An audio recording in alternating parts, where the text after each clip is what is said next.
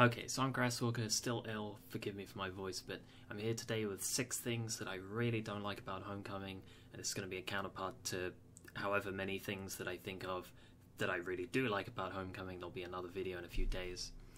First of all, I don't like how they butchered certain mechanics and identities and roles of factions. So if we go into, like, Reveal, they turned Reveal from this strategic thinking idea where you would play something like this Alchemist card and it would reveal one card from their hand. Now you know what it is, and it enables other cards in your deck. Now it's just reveal random cards from random decks, whoever happens to win randomly, which you really can't do much about other than build your deck full of high units and hope that they get unlucky. Then he's worth a normal amount of card, and I don't like this, because you no longer look at the hands. You can't sit there and be like, alright, if he's got that, he's playing this, I play like this. Oh, he's got that, I need to react with it with this card, I need to save this for this, this for that. There's no, it's just, Hector, spin the lottery, I won. Really annoys me to play as, because it's just an RNG fiesta, and it really annoys me to play against, because I'll either feel really bad for the opponent for missing them, or I'll feel really annoyed at the opponent for getting lucky. I don't feel like the game is within either player's control when one person's just playing the lottery and hoping. Secondly, I'm a monsters main. I'm a dirty, filthy monster lover. And I hate that weather is irrelevant. It's gone. It's absolutely disappeared. The foglets no longer do anything to do with fog. The drowners have nothing to do with rain. The hag has nothing to do with anything.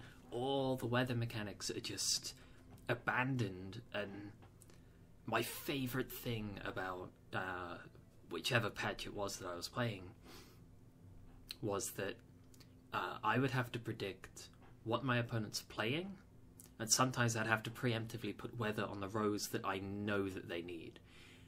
But now it's like units can go on pretty much any row. There's very few units, even now, that are like, put me on the melee row or I do nothing, or I physically cannot be not put on the ranged row. So you can't just be like, I know that you need the ranged row, I know what deck you're playing, I know what kind of cards you're using, so I'm going to preemptively fuck that row, and it's up to you to fix that. I can't do that anymore. And the weathers don't last that long, and even if they last their full duration, they're not that valuable of cards anymore. There's no synergies available with units anymore. It's just 2 whole archetypes, really, have just been abandoned. And it's annoying as well, because the current problem, this is a nice segue, is that there's at the minute the metagame seems to be to artifact or not to artifact, and also to artifact removal or not to artifact removal, because artifacts are really fucking good, but that means that everyone's destroying them. But that means that you don't want to play them because everyone's destroying them, which it's this sort of vicious cycle where you're playing a deck, you're like, alright, do I have an artifact package? And if I do I have an artifact destruction package? Or if you're like, okay, I don't want an artifact package, but do I want to answer their artifact?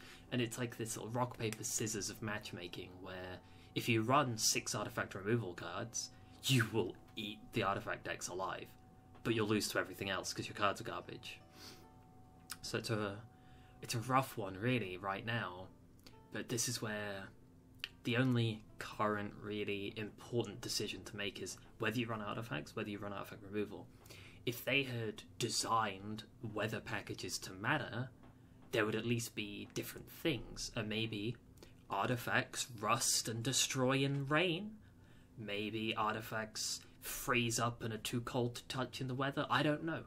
Maybe they could have had something where there is a counter to artifacts that isn't just a creature that says destroy an artifact when it's played.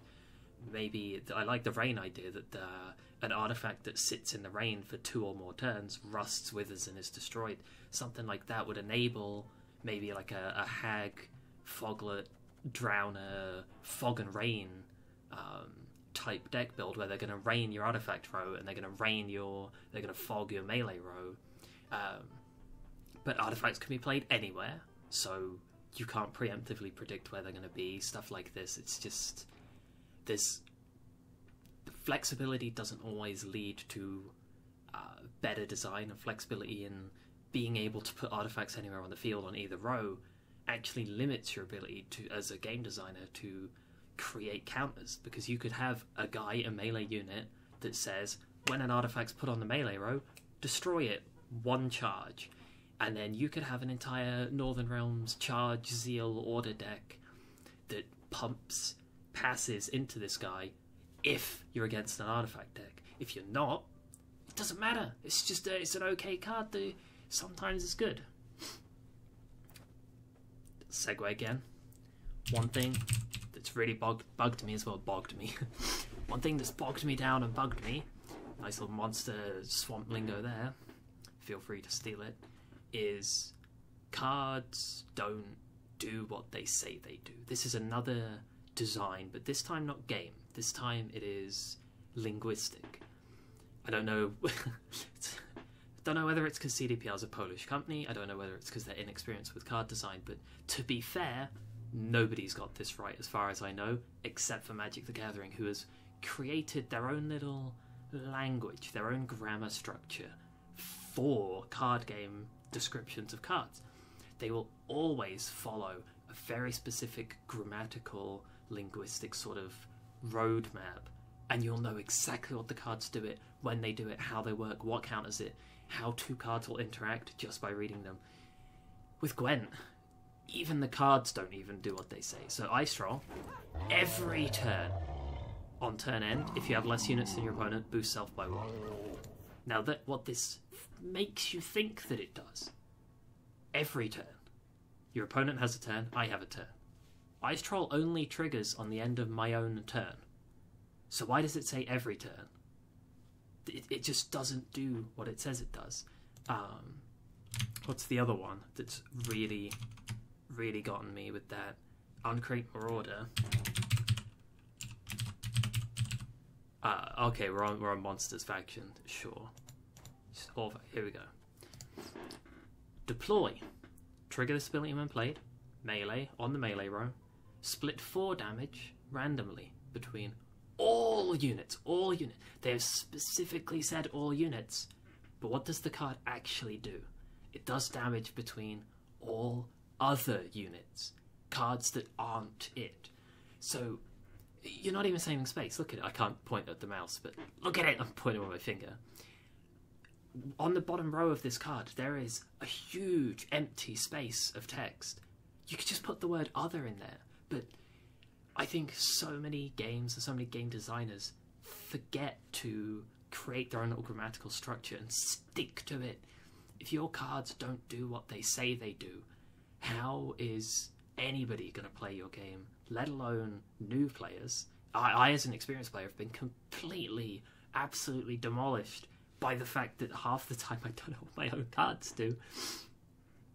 And it just gets you, you know? It's like, oh, so this doesn't do what it says. Mental note, this doesn't do what it says. And every card that's wrong, you have to have these little mental notes in your mind that the game is wrong, and you need to know what the exception is. On the other hand, I think a game that does that but in a better way is Dota 2, where there's a lot of interactions between so many mechanics due to like the 120 heroes or whatever, that you have to keep specific interactions in mind. So you'll be like, ah yes, if I use this spell on this hero during this spell, it works like this. But that's more of an experience learning curve. But with card games, like, you shouldn't be lied to by the face value of the abilities. At least with games like Dota 2 and Magic, the cards tell you exactly what they're doing, the abilities tell you exactly what they're going to do, and it's up to you to make sure that your interpretation of that matches with reality. With Gwent, you have to make sure your interpretation supersedes the reality of the cards, because the cards don't make sense. They don't do what they say they do. What else have we got? The maximum hand size of 10 when you draw 3 every round, I think, is the first time that the coin flip who goes first has been a problem. I never had a problem with going first, ever, until Homecoming. I thought that everyone blew it out of proportion. I thought everyone was a little crybaby about it, because statistically, the win rate difference was less than 1%. That's less than chess. Chess is considered an extremely balanced game. And what people did again in chess in Gwent is you had strategies based on whether or not you went first or second. So you could play around it. But now I feel, even with the additional mulligan and the extra 5 points, going first is worse now than it has ever been. Because I felt it. I've played, how many games I've played? About 50 ranked games or so. About 70. And it's really, really gotten me how bad going first is now. Before, no problem. Barely even felt the difference between first and second. Just changed my strategy a bit. But now I feel like you cannot. I feel like it's really awkward and hard and clunky. And I don't know if I have to adapt to it, whether I'm just wrong, or whether it's just awfully designed. But where you draw 3 and your hand size is 10, it means if you dry pass round 1, they win for nothing because they draw and you overdraw and you burn your cards. If you get a little bit into the round and realise this isn't going to work out for me and you pass, you can't, because again they'll win for nothing. Likewise in round 2, say you go first, you try real hard because you're always a card behind, you're really trying hard to win that first round, you'd win that first round, you did it, you got it, you're 1 card down. You can't dry pass round 2 for an equal advantage in the final round because it's like both players will draw up, you'll overdraw and burn your stuff, they'll overdraw and reach maximum. So if you ever get an advantage, you have to have that advantage for longer and for harder, or else the draw 3 will get you. So if you have like a 2 card advantage, say going into round 2, and you have like 5 cards, 6 cards or whatever in your hand, and I'm trying to think actually. Say you win round 1 really hard, they know that they can't do it. Go into round 2, you've got loads of cards more than them. You are forced to play and keep up with them, despite the fact in old Gwent you could just dry pass, and that's it. They have to put up with it and they have to go further in the hole. But I don't know, I just feel like I haven't figured out a way to play going first with this max hand size of 10, and I feel like it keeps tripping me up where I get ahead and I want to punish them for how far ahead I am, so I want to pass, I want to go, hey look, I'm 28 points ahead of you, it's up to you to make that up in 1 card or else. But instead, like, I'll be a shitload of points ahead and I'll want to pass, but I know, okay, if I pass, I just go into overdraw and start burning cards and it's over. So I have to play extra cards on top. And it's a weird one, you know? I also, despite the fact artifacts are completely bonkers right now, I don't like the fact that the very second you play that last card, you pass, the game's over, you can never do anything again. Because when you fill your board with artifacts or order abilities for Northern Realms, your entire strategy is about using them every single turn. And in Old Gwent, you played your final card, they had a turn, then it came back to you, and you pass with 0 cards in hand after that, so you'd have an extra turn to use your abilities, or have all of your effects and weathers and start of turn things trigger. But now, as soon as you play your last card, that's it, it's over. So everything feels shorter, it feels snappier. It feels like if you fill your board with artifacts, and you have like that Sea Hill card racked up to dealing 6 damage, and you play your final card, that's it, it's gone. Even though you should, according to Old Gwent rules, which again I'm going to have to get over, you should get an extra turn to stab them with your little pitchforks and shoot your Sea Hill 6 and activate all your order abilities and triggers, but they just sit there with like 1 charge, 2 charge, 3 charge, racking up the ability to do things with no ability to do things. It's like, why? All I did was play my last card. I never used to be like this. I don't like change. Got anything else? Yeah, ranked is real weird right now. So it's almost encouraged to just concede every other game, which is pretty much what I've been doing, because if I get the slightest amount behind, or I don't like my starting hand, or I don't like how it's going, just concede and your MMR goes up. It's like, what? What? And you can see this is evident in number 41. 46 wins, 82 losses. They've got 30% win rate, and they're ranked 41st in the world. But right below them, 68 wins and 63 losses. This guy's got a positive win rate. He's got 20 more wins, 20 less losses, and he's ranked worse. How is that possible? Why is this how this is? You know what I mean? It just seems strange that the ranked leaderboard is full of awful win rates. That's not a good image for the game, that it's like, ah yes, as long as you win 45% of your games, if that, actually that's probably like 40, as long as you win 35% of your games but lose a couple hundred, you'll be on top. Hopefully this fixes itself, but where somebody who's 68-63 is ranked below 46-82, I don't think this is going to fix itself. I don't think this gets any better. Hopefully it does. I'm hoping it does, but my hunch is that it isn't.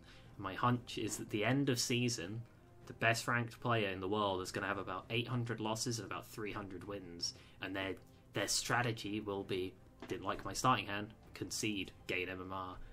Hopefully that isn't the case, but that looks like what it's going to end up being, and I don't like that. I don't like the look of that. I don't like anything about it, you know? Feels like if you want to be ranked high in the leaderboard, you should at the very minimum have a positive win rate. To be on anywhere in the top 1,000 with a negative win rate is ridiculous. But the higher you are, the better your win rate should be, and not just that, but the better your win rate should be against the best. So if you've lost and conceded a bunch of games in the low ranks, you should be hampered with your ability to climb up to the way higher ranks. Likewise, if you're in the high ranks with an exactly 50-50 win rate, it's about where you should stay. Maybe go up a little bit because you've shown consistency, but you definitely should not be top 50 in the world with a 30% win rate. Like, it's absolutely crazy. It's absolutely insane. 46-82. Sorry, Frood, if you're watching this. I hope not. I doubt it. But if you're watching this, I don't mean to call you out. Fair play to you for just playing a bunch of games. I'm assuming he's conceding at least every other game. Maybe a majority of the games is just he looks at his starting hand and he concedes, and that's it. Because that's what, 130 games, and Gwent released about 4 days ago. I'm a bit of a sado. I've played 70, but I don't think I could rack up these numbers, not quite as quickly. Then again, this dude's played an absolute buttload of games. I think some of the pro guys have played absolute buttloads. But these are the guys that you want representing the leaderboard. 136, 64, 10,000 MMR. I guess it's different because maybe they only play in the pro leaderboards. Maybe it's different. I don't know how or what. I don't actually know what the difference is between the global leaderboard, the Asian leaderboard, and the pro rank leaderboard really is. So that should hopefully be explained somewhere. If you guys know, please let me know in the comments. But did a first impression video a couple of days back. This is my negatives video because it's easier to start with what you don't like than what you do. For me at least, because I'm a little negative, pessimist, glass half empty kind of bastard. But coming days, I'll do a video about all the things that I love. And hopefully I'll see you guys then. And that you enjoyed this video. Bye.